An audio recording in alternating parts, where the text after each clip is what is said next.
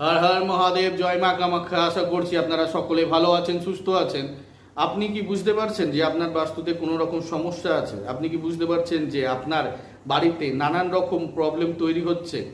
আপনার বাড়িতে নানান রকম কারণের জন্য আপনার বাস্তুতে ক্ষতি হয়েছে কোনো কারণে। হতে পারে সেটা শত্রু দ্বারা ক্ষতিগ্রস্ত, বা হতে পারে আপনি কোনো কারণে বাস্তু ক্ষতি করেছেন। আপনার বাস্তুতে কি আপনার যে ফ্যামিলি মেম্বারদের মধ্যে নানান রকম ছোট বিষয় নিয়ে ঝামেলা অশান্তি হচ্ছে? আপনার ফ্যামিলিতে যত ইনকাম থাক তার থেকে আপনাদের ব্যয় বেশি হয়ে যাচ্ছে? তাহলে বুঝে নিতে হবে আপনার বাস্তুতে সমস্যা রয়েছে। আপনি একটি ক্রিয়ার মাধ্যমে সেটাকে ঠিক করতে পারেন। কি ক্রিয়া? না, আপনাদেরকে নিতে হবে চারখানা ঘট নিতে হবে, ছোট ছোট মাটির ঘট নেবেন। তার মধ্যে নিতে হবে একটি সরা, আর নিতে হবে আপনাদেরকে সাদা আখন্দর গাছের শেকড়, সাদা অপরাজিতা গাছের শেকড়,